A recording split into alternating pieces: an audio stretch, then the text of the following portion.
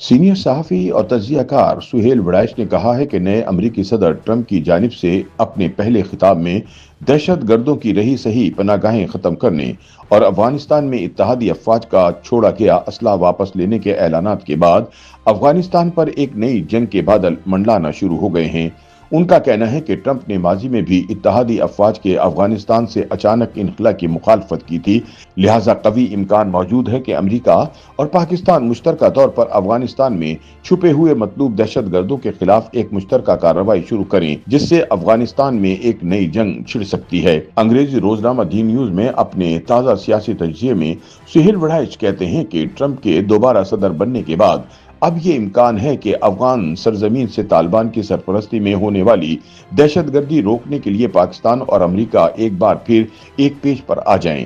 یاد رہے کہ اپنی انتخابی مہم کے دوران بھی ٹرمپ نے بائیڈن انتظامیہ کو افغانستان سے اتحادی افواج کے اچانک انخلا پر تنقید کا نشانہ بنایا تھا۔ انہوں نے بائیڈن پر الزام لگایا تھا کہ وہ اپنے ہتھیاروں کو محفوظ کیے بغیر عجلت میں افغانستان سے اچانک نکل گئے۔ اس کا نتیجہ یہ نکلا کہ سارا اسلحہ افغان طالبان اور پاکستانی طالبان کے ہتھے چڑھ گیا، اور اب پاکستان یہ شکایت کر رہا ہے کہ چھوڑا ہوا امریکی اسلحہ اور گولہ بارود اب بھی پاکستان کے خلاف استعمال ہو رہا ہے۔ سہیل وڑائچ کے بقول اب پاکستان اور امریکہ کو ان مہلک ہتھیاروں کو واپس لینے کے لیے اکٹھا ہونا چاہیے۔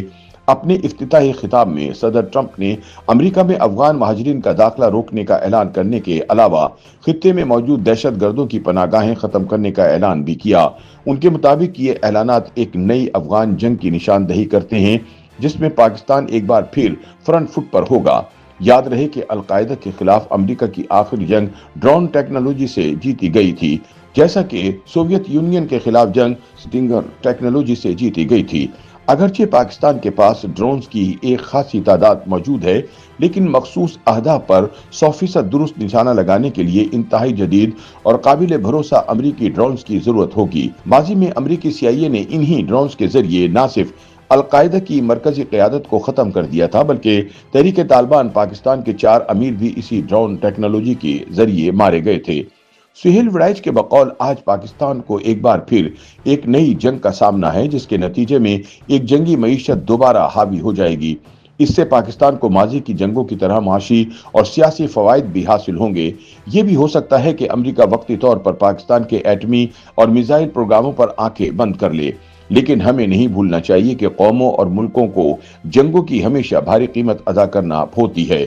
پہلی 2 افغان جنگیں پاکستان میں دہشت گردی اور مذہبی فرقہ واریت لے کر آئی۔ اس سے پہلے ہمیں ضیاء کے مارشل لا کے دوران ہیروئن اور کلاشنکوف کلچر بھگتنا پڑے۔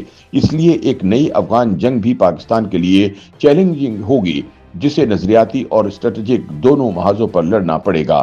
سہیل وڑائچ کہتے ہیں کہ ماضی میں پاکستانی فوج نے تمام جنگیں اسلام کے نام پر کفار کے خلاف لڑی ہیں، لیکن طالبان کے خلاف جنگ مسلمانوں کی اندرونی لڑائی ہوگی۔ اگرچہ پاکستانی ریاست نے طالبان پر خوارج کا لیبل لگا دیا ہے، لیکن بہت سے دیوبندی مسلمان اب بھی ان سے متاثر ہیں۔ اگر نئی افغان جنگ شروع ہوتی ہے تو ریاست پاکستان کی طرف سے مسلمانوں کے قتل عام کے بارے میں دردناک پروپیگنڈا جنم لے گا۔ پاکستان کے اندر عسکریت پسندی کے حامی مذہبی رہنما اس صورتحال کا فائدہ اٹھانے کی کوشش کریں گے، جس سے مذہبی فرقہ واریت کی بلندی اور خطرناک سطح پر پہنچ جائے گی۔ سہیل وڑائچ کہتے ہیں کہ پاکستان اپنے قیام کے بعد سے اپنے جغرافیے کا مستقل قیدی بنا ہوا ہے۔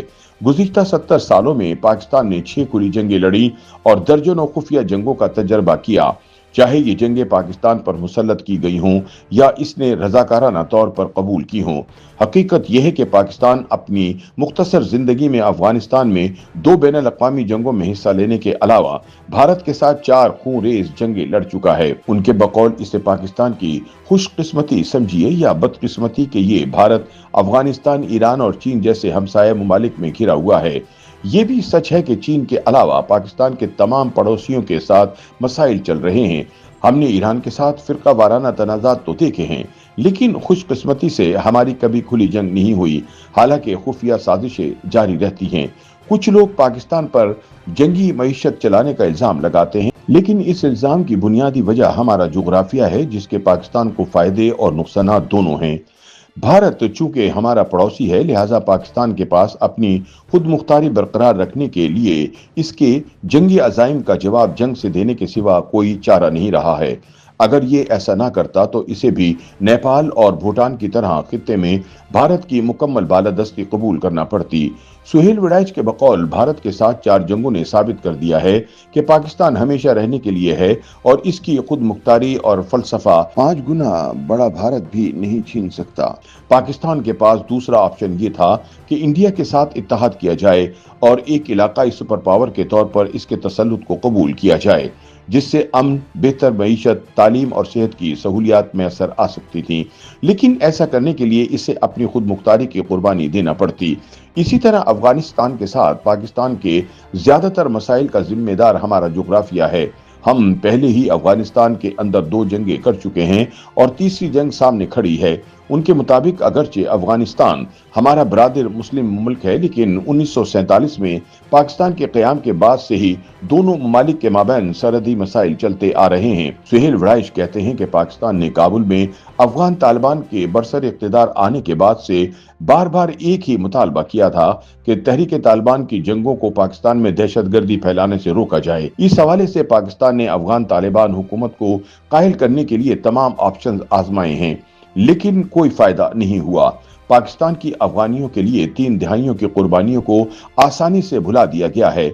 आज हालात ये हैं कि माजी में पाकिस्तान के मेहमान रहने वाले अफगान तालिबान माथे पर आंखें रखकर अब हमारे खुले दुश्मन बन चुके हैं। इसलिए अब पाकिस्तान भी मजबूर है और इसके पास अफगान तालिबान से जंग करने के सिवा कोई चारा नहीं बचा है।